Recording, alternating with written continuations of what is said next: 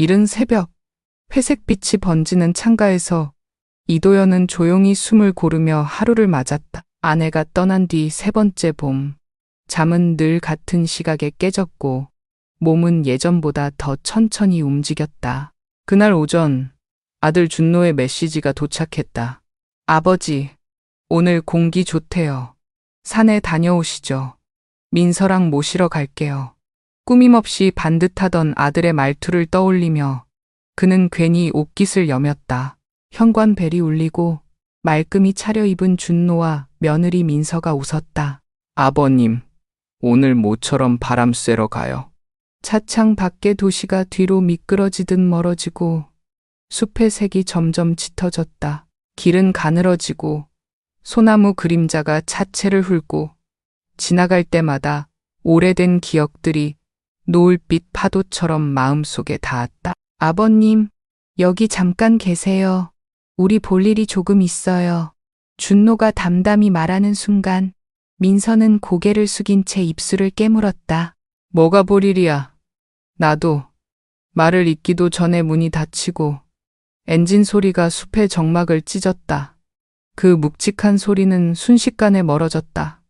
손에는 아무것도 없었다. 지갑도, 휴대폰도, 아내의 사진이 든 얇은 지갑 속 카드도 집에 두고 나왔다. 그제야 가슴 깊은 곳에서 얼음 같은 의심이 떠올랐다. 설마 그 아이가, 착하던 그 아이가. 그러나 대답해 줄 사람은 없었다. 바람은 서늘했고 산새 소리만 머리 위를 맴돌았다. 그는 허리를 펴고 주위를 훑다. 숲 어귀에 비스듬히 서 있는 오래된 오두막을 발견했다. 기울어진 지붕, 유리가 반쯤 사라진 창문, 그리고 처마 밑에서 반짝이는 작은 쇳덩이, 녹슨 라이터였다. 돌려보니 마른 불꽃 하나가 피어올라 곰팡이와 젖은 나무 냄새가 눅진한 어둠을 얕게 밝혀주었다. 모닥불을 일구며 그는 손을 비볐다. 불빛 앞에서 주름이 깊게 패인 얼굴이 드러났고 그 틈으로 쓸쓸함과 분노, 그리고 이해할 수 없는 체념이 번갈아 지나갔다. 내가 무엇을 잘못했지? 질문은 공기 중에 흩어졌다. 아내가 병실에서 마지막으로 무언가 말하려다 숨을 골라 멈추던 장면이 파도처럼 밀려왔다. 그때의 미완의 말이 지금 이 어둠 속에서 낡은 종이처럼 바스락거렸다. 밤은 천천히 깊어졌고 그는 작은 불씨를 지키며 눈을 감았다. 살아남아야 한다. 내일은 방향을 정해야 한다. 그리고 설마가 진실이라면 그가 믿던 세계의 모양을 다시 그려야 한다. 불은 작지만 따뜻했고 그의 마음은 마침내 서늘한 결심을 품었다. 안개는 아직 숲의 허리를 감싸고 있었다. 이도연은 한밤중 내내 깜빡거리던 불씨가 결국 재로 식어버린 자리를 발끝으로 툭툭 건드렸다. 손바닥에 남아있는 그 스름과 속으로만 들끓던 분노가 묘하게 닮아 있었다. 그는 어젯밤 주워든 녹슨 라이터를 들여다봤다. 금속의 표면에 남은 작은 흠집들이 햇살을 받아 미세한 불꽃처럼 반짝였다. 불을 켜보려다 멈췄다. 이 깊은 숲에서 불은 따뜻함이기도 하지만 한편으로는 절망의 신호 같았다. 누군가를 부르기엔 자신이 버려졌다는 사실을 인정하는 행위가 된다. 그는 라이터를 천천히 닫았다. 귀를 기울이자 바람이 나뭇잎의 뒷면을 쓸고 가는 소리가 들렸다. 그 소리의 뒷곁에 아주 옅은 탄내와 젖은 흙 냄새가 섞여 있었다. 연기다. 그는 문득 생각했다. 어느 방향에서 났는지 어림잡아 고개를 돌렸다. 나무줄기 사이로 햇살과 안개가 이어붙인 하얀 띠가 흔들렸다. 연기가 열려있는 길을 가리키듯 곱게 뻗어 있었다. 연기가 있다면 사람도 있다. 단순한 추론이 그의 발을 움직였다. 숲길은 초입부터 거칠었다. 이끼가 습기를 머금어 미끄러웠고 바닥에는 누군가 오래전에 버려둔 빈 깡통과 비닐 조각이 반쯤 흙에 잠겨 있었다. 그는 숨을 가다듬으며 몇 걸음마다 멈춰서서 방향을 확인했다. 연기의 기둥은 생각보다 가까웠다. 바람이 고개를 바꾸면 연기가 풀잎처럼 눕고 다시 서서히 일어나곤 했다. 그는 자신의 마음도 그 연기처럼 한번 꺾였다가 겨우 일어나고 있음을 느꼈다. 10여 분쯤 걸었을까? 나무 사이로 천막 하나가 보였다. 오래된 군용 모포를 덧댄 듯한 천막 앞에 작은 화덕이 있었고 그 곁에 회색 수염이 성기게 돋은 노인이 앉아 있었다. 노인은 낯선 이의 기척을 미리 알고 있었다는 듯 고개를 천천히 들었다. 눈빛은 기민했으나 표정은 오래된 나무 껍질처럼 마른 온기를 품고 있었다. 길, 잃었소? 노인이 먼저 물었다. 이도연은 대답 대신 고개를 끄덕였다. 한참 만에 목소리가 나왔다. 예, 그런 셈입니다. 노인은 자리에서 일어나 그에게 금속컵을 내밀었다. 물은 싸늘했고 산의 맛이 났다. 컵을 받는 그의 손이 조금 떨렸다. 떨림이 추위 때문인지 두려움 때문인지 자신도 분간하기 어려웠다. 여긴 전파가 잘 안 잡혀요. 노인이 말했다. 찾으러 올 사람도 많지 않지. 무슨 뜻입니까? 목소리가 자신도 모르게 날카로워졌다. 노인은 화덕에 잠불을 젓는 쇠막대기를 내려놓았다. 가끔 여기로 올라오는 젊은 사람들이 있어요. 그들이 데려온 노인들이 혼자 남아있곤 하지. 처음엔 길을 잃었다고 스스로 믿으려는 얼굴들이더군. 근데 며칠 지나면 다들 눈빛이 바뀌지. 말끝에 바람이 지나가며 천막의 모서리를 들추었다. 이도연의 가슴 속에서도 무언가 들추어졌다. 아들 준노의 얼굴이 떠올랐다. 아버지, 공기 좋대요. 그 말의 서늘한 결을 이제야 알아차리는 듯했다. 자신이 정말 버려진 것일까? 머릿속에서 단어가 서서히 형태를 갖추자 뒤늦게 심장이 반응했다. 뻐근한 통증과 함께 분노가 치밀었으나 곧 진저리 치는 피로가 그 위를 덮었다. 그렇다 해도 나는 그 아이를 믿고 싶었습니다. 그의 말은 낮고 거칠었다. 내가 미워했던 건 세상이었지. 애는 아니었다고 적어도 그렇게 믿고 싶었지요. 노인은 그를 똑바로 바라보았다. 믿음이란 건 버림과 같을 수 없소. 하지만 버림을 택하는 사람들 마음도 곱씹어보게 되더이다. 누구나 지치고 두려워하고 도망치지. 다만 도망친 자리는 누군가의 삶이더군. 한동안 둘 사이에 불소리만 났다. 장작이 속껍질을 태우며 작게 울었다. 노인은 천천히 지팡이를 들어 숲 아래쪽을 가리켰다. 이 길로 한참 가면 오래된 철교가 있어요. 강을 건너면 마을까지 닿지. 다만 다리가 약하니 조심하시오. 고맙습니다. 이도연은 깊게 허리를 굽혔다. 감사라는 말은 오래도록 입 밖을 떠난 적이 없었다. 말이 입술 위에서 낯설게 미끄러졌다. 고맙단 말은 진실을 본 뒤에도 할 수 있으면 하시오. 노인이 말했다. 때론 진실이 마음을 뒤집어 엎거든. 천막을 떠나 숲길로 들어설 때 이도연은 라이터를 다시 꺼냈다. 불을 켰다 끄는 짧은 소리가 손끝을 통해 팔꿈치, 어깨, 가슴으로 번졌다. 그 소리는 오래전 병실의 침묵을 깨던 아내의 숨소리를 닮아 있었다. 마지막 밤, 아내는 무언가를 말하려다 말을 멈추었다. 그 미완의 문장 사이로 독감처럼 퍼지는 고요가 방 안을 채웠다. 그날 이후 그는 세상 모든 소리를 의심했다. 친절한 말에도 칼날이 숨어 있을지 모른다고. 다정한 손길에도 이별의 예고가 붙어 있을지 모른다고. 그러나 지금 그는 걸어야 했다. 분노가 텐트의 지퍼처럼 마음을 꽉 닫고 있었지만 걸음만은 열어두기로 했다. 그는 노인이 가리킨 방향으로 발을 옮겼다. 발목까지 올라오는 풀이 바짓단을 적셨고 발자국마다 흙이 묵직하게 달라붙었다.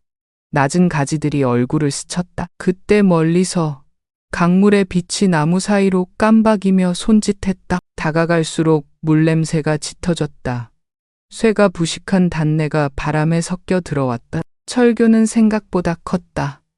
양쪽 난간이 휘어져 있었고 덧대어 놓은 널빤지는 군데군데 빠져 있었다. 강물은 겉으론 잔잔했지만 가운데로 흐를수록 빛이 빨려 들어가듯 어두웠다. 그는 숨을 길게 들이마셨다. 뒤를 돌아보면 숲이 되돌아가라고 손짓하는 듯 난개를 흔들었다. 앞을 보면 쇳빛이 부서진 침묵이 기다렸다. 한 발, 또 한 발, 철판이 낮게 울렸다. 그는 난간을 스치며 걸었다. 그러다 귀끝이 무언가를 잡았다. 낮게 깔린, 그러나 분명한 소리. 차의 엔진이었다. 이도연은 고개를 들었다. 숲의 입구, 붉은 흙먼지가 가볍게 솟았다. 그 진동은 몸의 깊은 기억을 건드렸다. 그는 거의 속삭이듯 입을 열었다. 준노?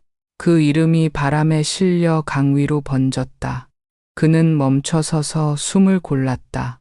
마음속에서 오래 잠들어 있던 두 감정, 사랑과 분노, 이 동시에 깨어나 서로의 목덜미를 움켜쥐었다.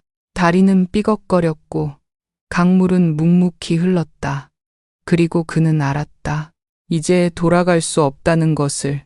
건너가든 무너지든 오늘 여기서 무언가가 끝나고 시작될 것임을.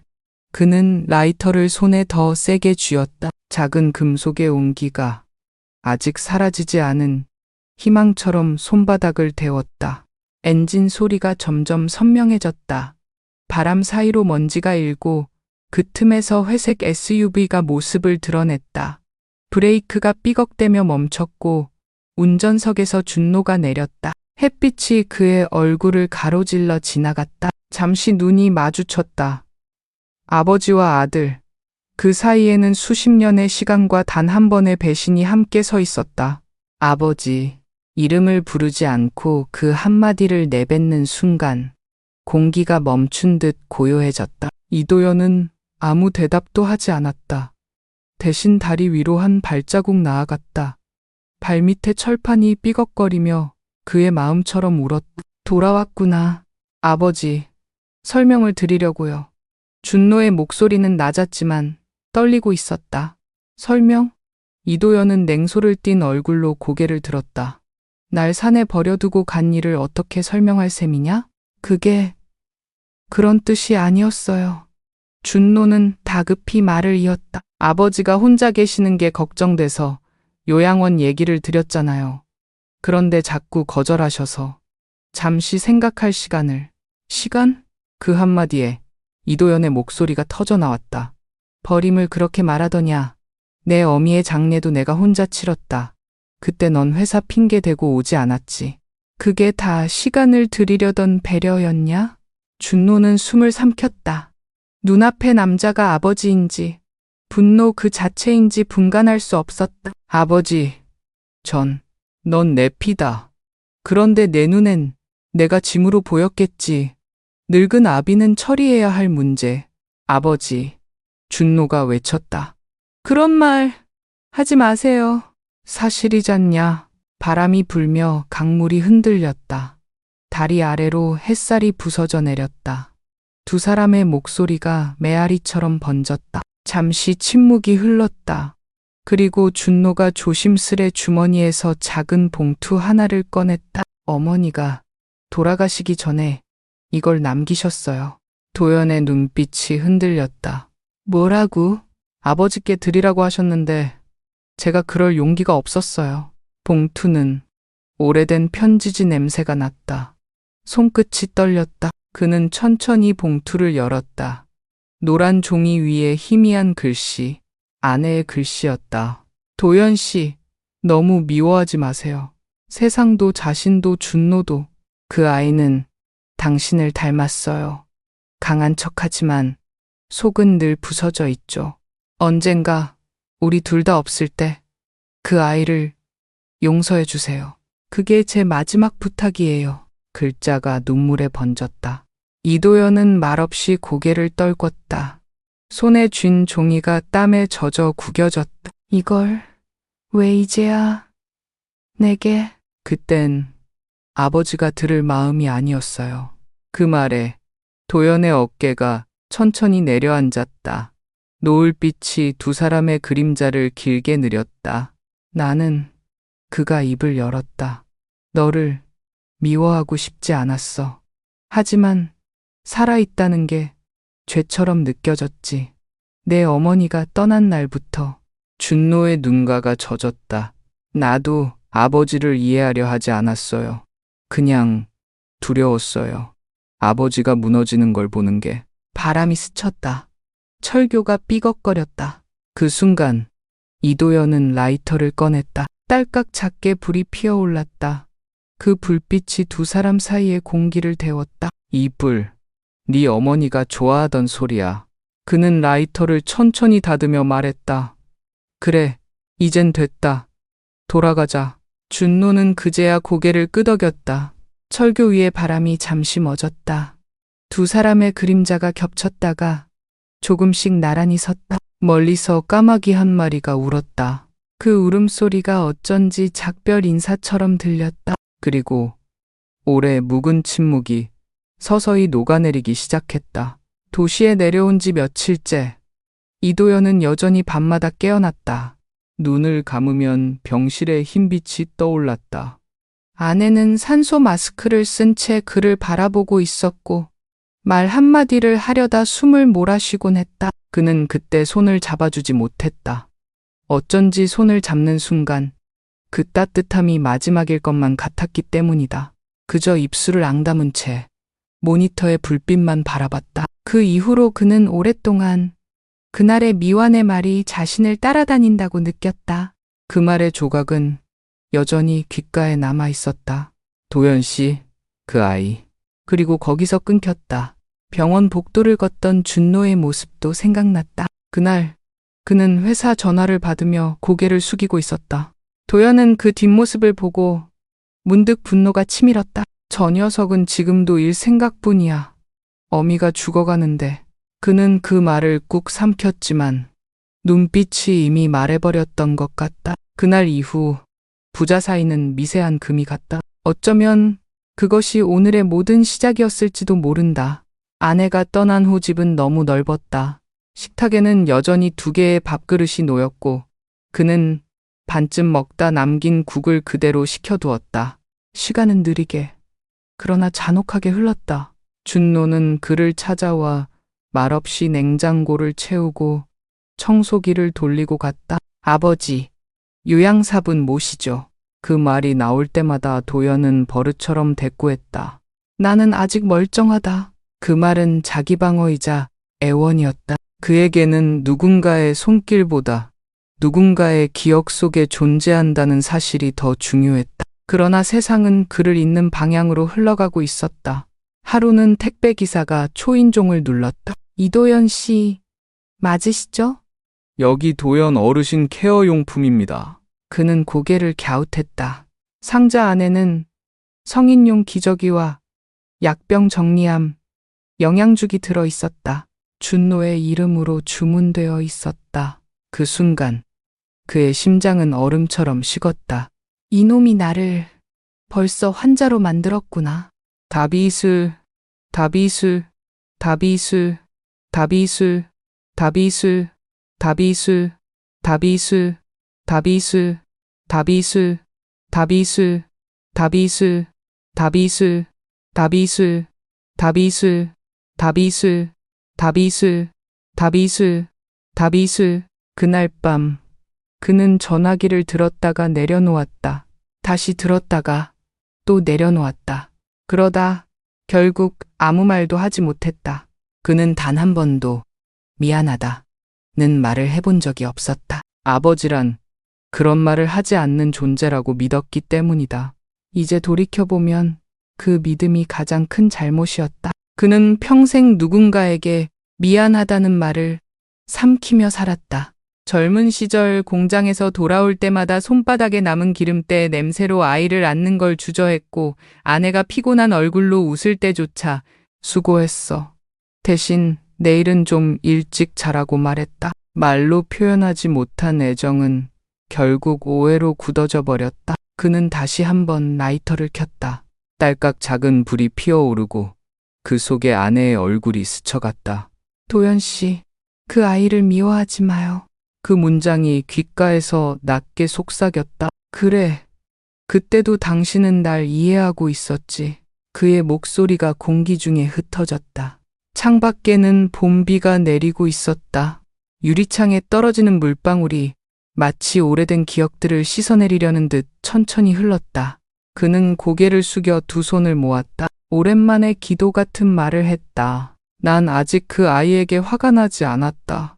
다만 나 자신에게 화가 나 있을 뿐이야.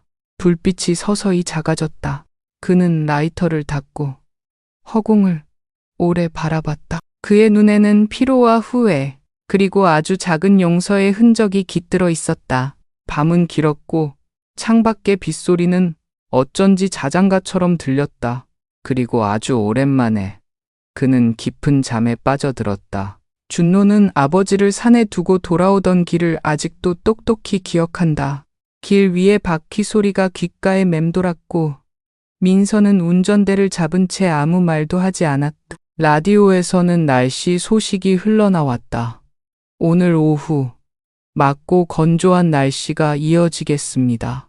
그 한 문장이 이상하게 잔인하게 들렸다. 창밖의 나무들은 뒤로 물러나며 사라지고 그 빈 공간이 마치 자기 마음처럼 느껴졌다. 민서야, 그가 낮게 불렀다. 응? 나 너무한 거 아냐? 민서는 입술을 깨물었다. 잠깐이잖아요. 그냥 며칠만 혼자 계시면 마음이 조금 누그러질 수도 있어요. 그럼 정말 돌아올 거지? 그럼요. 우리 그럴 거예요. 하지만 그녀의 손끝은 떨리고 있었다. 집으로 돌아오는 동안 준노는 거울 속에 자신을 몇 번이고 보았다. 무표정한 얼굴, 눈 밑에 그늘, 턱 밑에 미세한 떨림. 그는 그 얼굴이 아버지를 닮았다는 사실이 문득 두려웠다. 어릴 적 그는 늘 아버지를 닮고 싶어 했다. 하지만 지금은 닮았다는 게 죄처럼 느껴졌다. 아버지의 젊은 시절은 기억이 많지 않다. 공장 일로 늘 지쳐 있었고 손엔 기름때가 묻어 있었다. 그 손으로 밥을 먹으며 일이 많아 힘들다는 말, 대신 남자는 버텨야 한다고 말했다. 그 말은 어린 준노에게 명령처럼 들렸다. 그래서 그는 늘 버티는 법을 배웠다. 그게 사랑받는 방법이라고 믿었다. 하지만 어머니가 병들고 아버지가 무너져 내리던 시절부터 모든 게 흔들렸다. 그는 회사를 그만두지 못했다. 병원비, 대출, 그리고 아버지의 분노. 내 어머니가 누워 있는데 네가 그 얼굴 한번 보러 오는 게 그렇게 어렵냐? 그 말이 가슴에 박혀서 그는 결국 눈길조차 피했다. 그날 이후 두 사람은 서로를 외면했다. 어머니의 장례가 끝난 뒤에도 그는 아버지 집에 머물지 않았다. 대신 매달 생활비를 보냈다. 그 돈이 미안함의 무게를 조금이라도 덜어줄 거라 생각했다. 하지만 시간이 지날수록 돈은 벽이 되었다. 아버지는 그 벽 너머에서 점점 조용해졌다. 그러던 어느 날 민서가 말했다. 아버님을 혼자 두면 위험해요. 혹시 넘어지시거나 약 드시는 걸 잊으시면 어떡해요? 그는 대답 대신 긴 침묵을 택했다. 그리고 결국 요양원이라는 단어를 입에 올렸다. 그 말이 입 밖으로 나오는 순간 세상이 멈춘 것 같았다. 그는 자신이 아버지를 부정하는 듯한 기분이 들었다. 하지만 동시에 숨이 트이는 느낌도 있었다. 무너져가는 일상 속에서 벗어나고 싶었다. 며칠을 고민하다가 그는 산으로 향했다. 그곳에서 며칠 머무시면 생각이 달라질지도 몰라. 자기 자신에게 그렇게 속삭였다. 그건 핑계였다는 걸 그는 알고 있었다. 차에서 내려 아버지를 남겨두고 돌아서던 순간 뒤에서 들려오는 바람 소리에 그는 본능적으로 멈춰섰다. 돌아보면 안 된다고 생각하면서도 몸은 이미 뒤를 향해 있었다. 멀리 아버지가 서 있었다. 작은 몸짓으로 손을 흔드는 듯 했지만 확실하지 않았다. 눈이 시려서 그는 고개를 돌렸다. 그때 민서가 운전대를 잡으며 말했다. 우리 금방 다시 올 거예요. 괜찮죠? 그는 대답하지 않았다. 그날 밤 그는 잠을 이루지 못했다. 불 꺼진 거실에서 아버지의 낡은 사진을 꺼냈다. 사진 속의 젊은 남자는 세상 어디에도 없을 것처럼 단단한 눈빛을 하고 있었다. 그는 조용히 속삭였다. 아버지, 나도 당신처럼 되고 싶었어요. 근데 그렇게 살면 사랑을 잃는다는 걸 너무 늦게 알았어요. 그 말이 끝나자 가슴속 어딘가가 서늘해졌다. 창밖에 가로등 불빛이 벽에 길게 드리워졌다. 그 빛 아래에서 준노는 마침내 울었다. 소리 없는 눈물이 무릎 위로 떨어졌다. 그리고 그는 결심했다. 돌아가야 한다. 아침이 밝자 그는 차 키를 움켜쥐었다. 민서가 놀란 얼굴로 물었다. 준노 씨 지금요? 그래, 지금. 만약 아버님이 화내시면요? 그는 잠시 숨을 골랐다. 그래도 봐야 해. 이제라도. 그의 손끝이 떨렸다. 하지만 이번엔 그 떨림을 피하지 않았다. 그날 밤 이도연은 아내의 편지를 다시 꺼냈다. 낡은 종이는 손끝에 온기를 받으며 부드럽게 흔들렸다. 글씨는 희미했지만 그 안의 감정은 여전히 살아있었다. 언젠가 우리 둘 다 없을 때 그 아이를 용서해 주세요. 그 문장이 유난히 또렷했다. 그는 몇 번이나 그 문장을 읽었다. 글자마다 아내의 숨소리가 묻어있는 듯했다. 그녀의 손끝, 그녀의 눈빛, 그리고 마지막 밤의 공기까지. 모든 게 그 문장 속에 갇혀 있었다. 라이터를 켜서 불빛을 종이에 비추었다. 불의 흔들림이 글씨 위를 스쳐 지나갔다. 그는 조심스럽게 눈을 감았다. 그 불빛이 마치 병실의 하얀 형광등처럼 눈을 찌르는 것 같았다. 그는 그날을 잊지 못했다. 아내는 죽음을 받아들이는 사람처럼 고요했다. 준노가 늦게 병실에 들어왔을 때 그녀는 이미 말을 잃은 상태였다. 하지만 그녀의 눈빛은 분명히 말했다. 이 아이를 미워하지 말아요. 그녀는 아들이 아니라 남편을 먼저 바라봤다. 그 눈빛 속엔 미안함이 있었다. 그리고 마지막 힘으로 종이를 건네려다 손이 허공에서 멈췄다. 그 종이는 간호사에게 전해졌고 결국 준노의 손에 들어가게 되었다. 그때 준노는 29이었다. 장례를 치르는 동안 그는 단 한 번도 울지 않았다. 눈가가 붉어졌을 뿐 눈물은 떨어지지 않았다. 대신 그는 장례가 끝나자마자 회사로 돌아갔다. 도연은 그 모습을 보고 마음속이 텅 비어버렸다. 넌 냉혈한이구나. 그 한마디가 입 밖으로 새어나왔다. 그 말은 칼처럼 밝혀 준노의 가슴에 남았다. 그 후로 두 사람은 몇 년간 거의 말을 하지 않았다. 그리고 편지는 세월 속에 묻혀 있었다. 도연은 그 존재조차 몰랐다. 아내가 자신에게 남긴 마지막 목소리를 아들이 혼자 감당하고 있었던 것이다. 이제 와서 그 사실을 알고 나니 숨이 막혔다. 그는 손에 쥔 편지를 이마에 대고 속삭였다. 당신은 결국 나보다 현명했어. 창밖에는 새벽빛이 서서히 번졌다.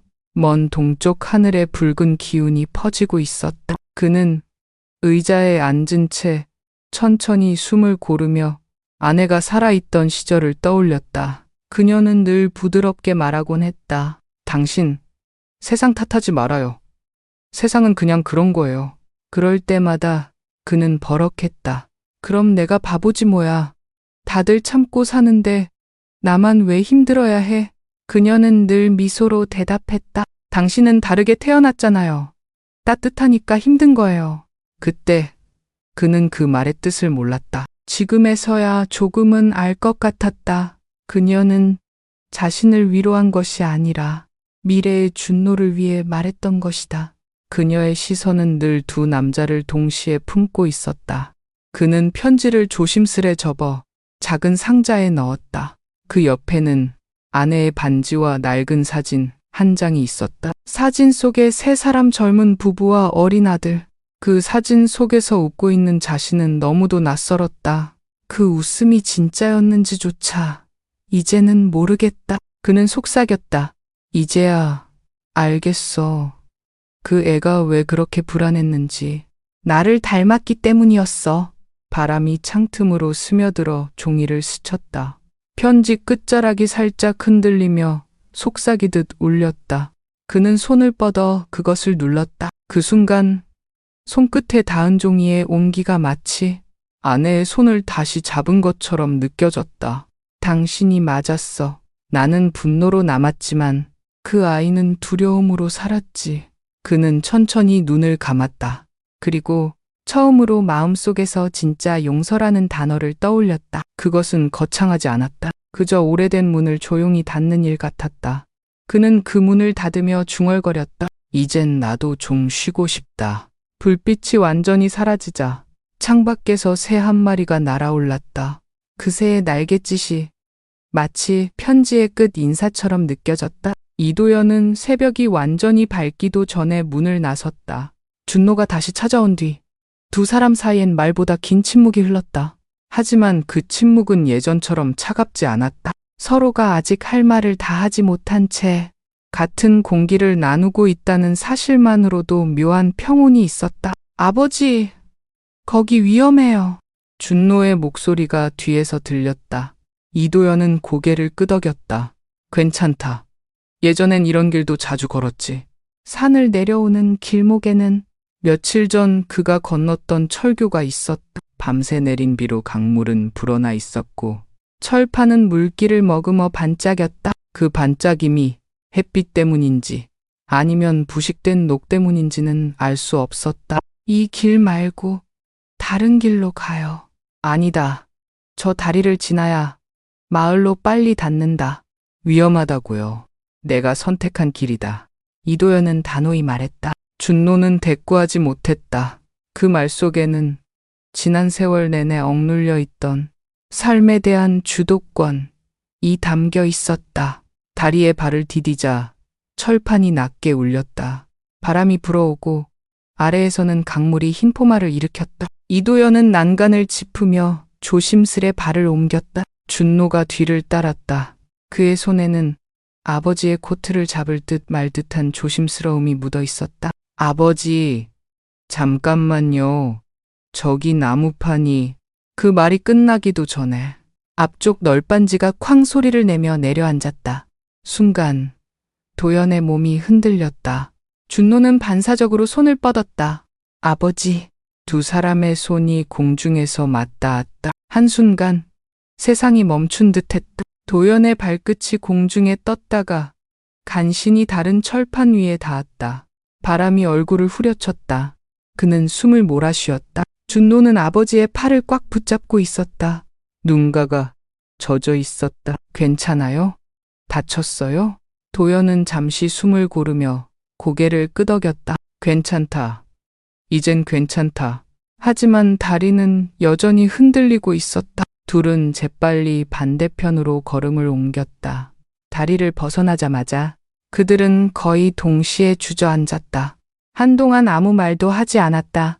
그저 서로의 숨소리만 들렸다. 바람에 젖은 옷에서 흙냄새와 철냄새가 섞여 올라왔다. 준노가 먼저 입을 열었다. 아버지, 죄송해요.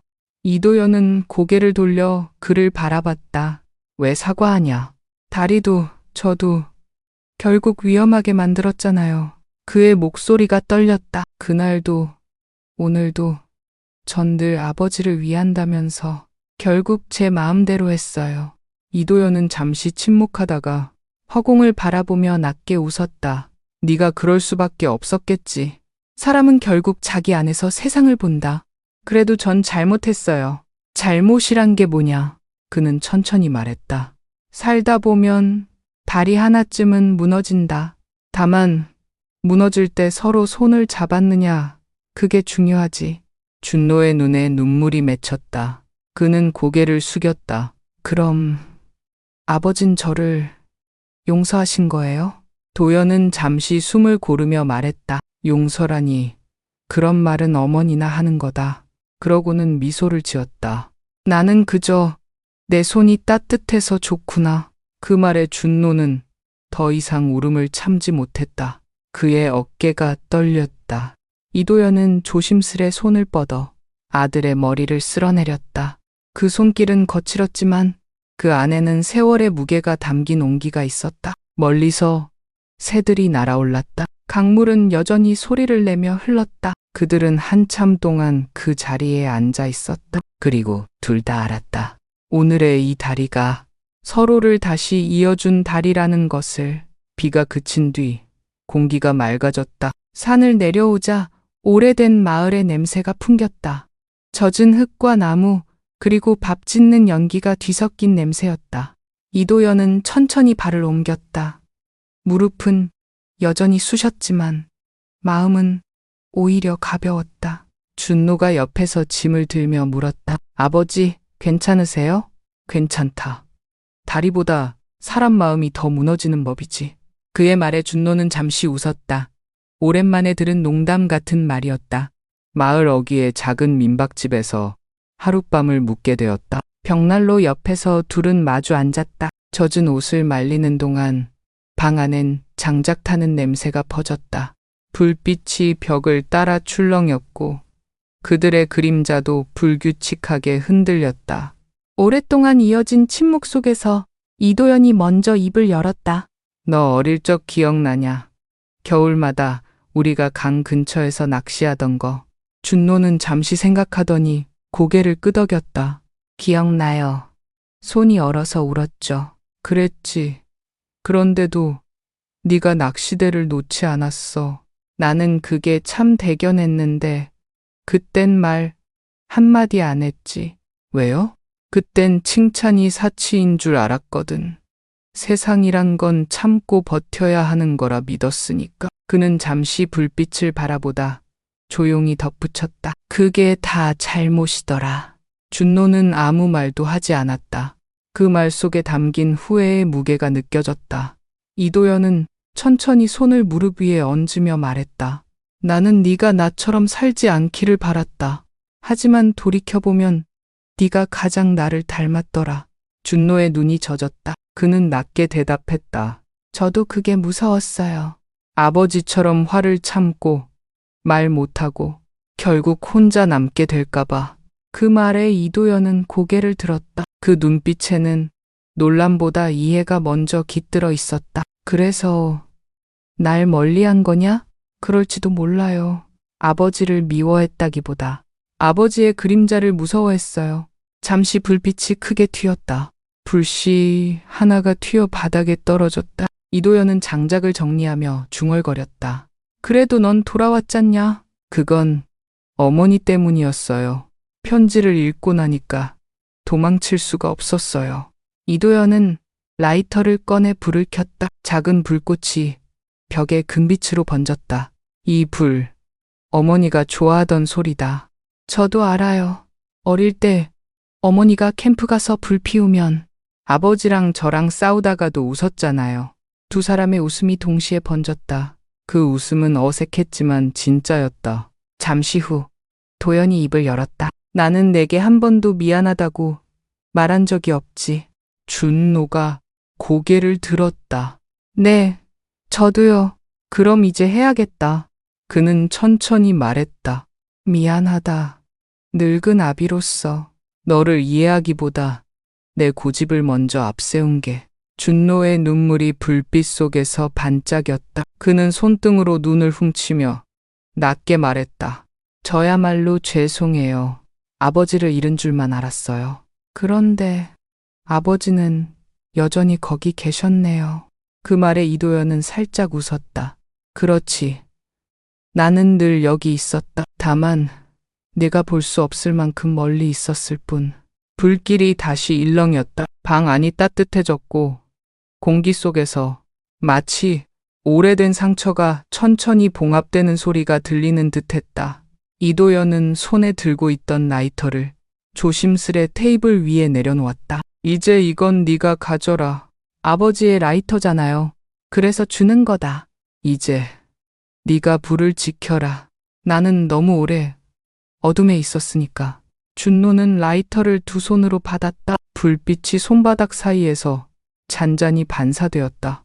그 빛이 마치 두 사람의 새로운 약속 같았다. 밤은 깊어갔고 창밖에서는 바람이 부드럽게 불었다.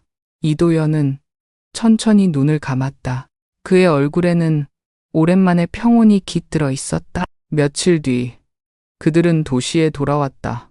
서울의 공기는 산의 냄새 대신 매연과 사람 냄새로 가득했다. 하지만 이상하게도 이도연의 마음은 그리 답답하지 않았다. 길가에 늘어선 가로수마저 새롭게 보였다. 모든 게 예전과 같았지만 그는 달라져 있었다. 아버지, 병원 검진 먼저 받으셔야 해요. 준노가 조심스레 말을 꺼냈다. 이도연은 잠시 생각하다가 고개를 끄덕였다. 그래, 이번엔 네가 정한 순서대로 해보자. 나람이. 그의 목소리는 단호했지만 부드러웠다. 진료를 마치고 나오는 길, 준노는 잠시 걸음을 멈췄다. 아버지, 앞으로 어떻게 하실 생각이세요? 그 질문에는 두려움과 기대가 섞여 있었다. 이도연은 하늘을 올려다봤다. 글쎄다. 이젠 혼자 살긴 버겁고 그렇다고 요양원은 아직 마음이 준비가 안 됐지. 잠시 침묵이 흘렀다. 엘리베이터 앞에서 둘은 나란히 섰다. 저희 집으로 오세요. 준노가 말했다. 민서도 괜찮다고 했어요. 같이 지내면서 천천히 생각해요. 언젠가 요양원이 필요하더라도 그건 우리가 같이 결정하면 되잖아요. 그 말에 이도연은 천천히 아들을 바라봤다. 같이 결정한다고? 네. 그 말 참 좋구나. 짧은 대답이었지만 그 안에는 긴 세월이 담겨 있었다. 집에 도착하자 민서가 따뜻하게 맞았다. 아버님, 오셨어요. 저녁 차려놨어요. 그녀의 웃음은 어색하지 않았다. 식탁 위에는 된장찌개 냄새가 은은하게 피어올랐다. 이도연은 잠시 그 냄새를 맡으며 집이라는 단어의 의미를 다시 느꼈다. 식사 중에 민서가 조심스레 물었다. 아버님 혹시 요즘 불편하신 건 없으세요? 있지. 너무 조용해서 불편하네. 그의 농담에 민서는 웃었다. 준노도 따라 웃었다. 그 웃음은 오래 묵은 고요를 깨뜨리는 작은 종소리 같았다. 식사를 마친 후 이도연은 거실 창가에 앉아 도시의 불빛을 바라봤다. 창밖의 빛은 어딘가 멀리서 깜박이고 있었지만 그는 그 빛 속에서 자신이 살아있음을 느꼈다. 준노야. 네, 아버지. 살다 보면 사람은 결국 혼자가 되지. 하지만 그게 외로움은 아니더라. 누군가와 함께한 기억이 있으면 혼자 있어도 덜 춥다. 준노는 그 말을 조용히 들었다. 그리고 낮게 말했다. 이제부턴 그 기억에 저도 조금은 섞이고 싶어요. 이도연은 미소를 지었다. 충분히 섞여 있다. 이 집 냄새에도, 밤 냄새에도, 내 어머니의 목소리에도 다 너 있다. 밤이 깊어지자 민서가 따뜻한 차를 내왔다. 증기가 하얗게 피어오르고 이도연은 손바닥을 감싸며 그 열을 느꼈다. 라이터를 떠올렸다. 지금은 준노의 방 책상 위에 놓여 있을 것이다. 그는 속으로 중얼거렸다. 불은 이제 저 아이 몫이지. 잠시 후 준노가 다가왔다. 아버지, 내일은 산책 나가요. 공원에 새 벤치가 생겼대요. 그래. 이번엔 네가 앞서가라. 나는 천천히 따라갈게. 그 말에 준노는 고개를 끄덕였다. 둘 사이의 공기는 고요했지만 따뜻했다. 이도연은 커튼 너머로 도시의 불빛을 바라보다 문득 아내의 목소리를 들은 듯했다. 이제 됐어요, 도연 씨. 이 정도면 충분해요. 그는 가만히 눈을 감았다.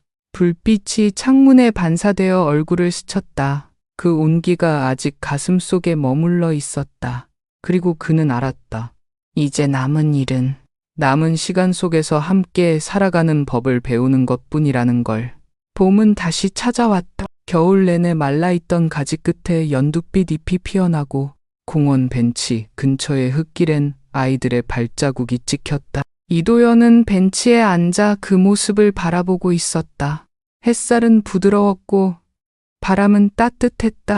옆자리에는 준노가 앉아 있었다. 두 사람의 무릎 위에는 같은 담요가 덮여 있었다. 아버지, 이제 좀 괜찮으시죠?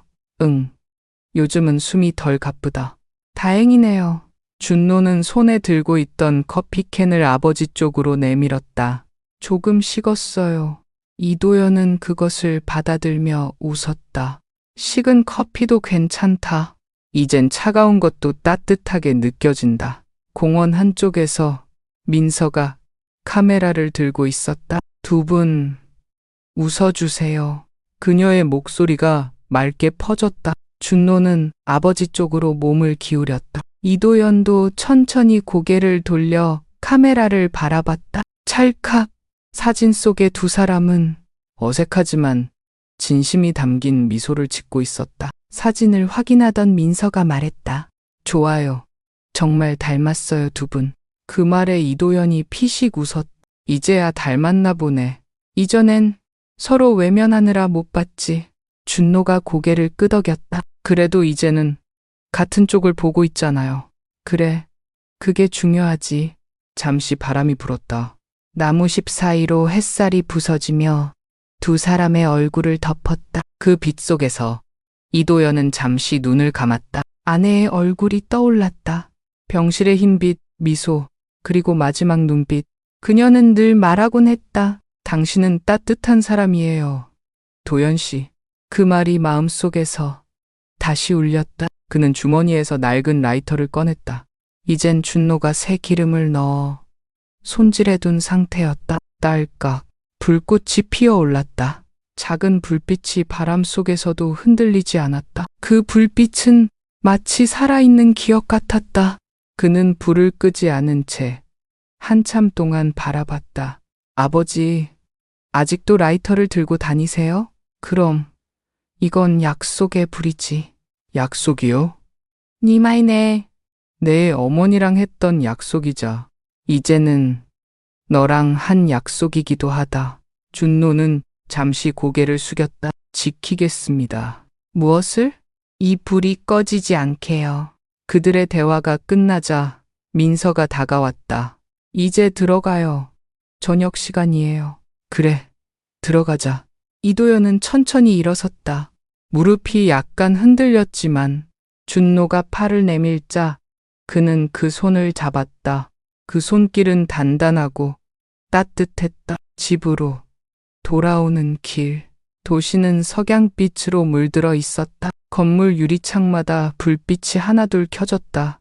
그 불빛들이 모여 도시 전체가 커다란 별처럼 반짝였다. 이도연은 창밖을 바라보며 중얼거렸다.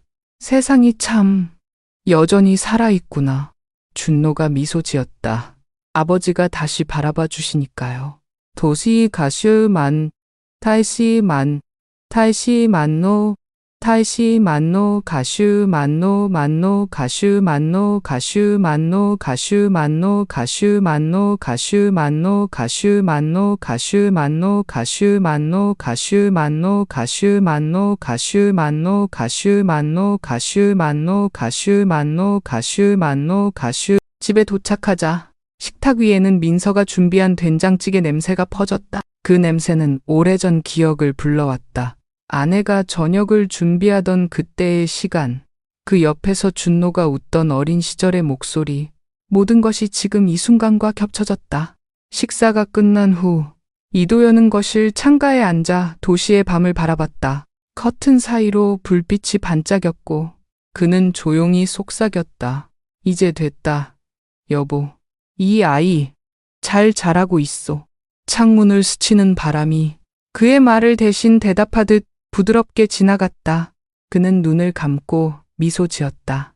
그리고 조용히 라이터를 켜 불꽃을 바라봤다. 작은 불빛이 그의 얼굴을 비췄다. 그 빛독에서 그는 더 이상 외롭지 않았다. 그 불은 꺼지지 않았다. 그 불은 이제 새로운 삶의 불씨였다.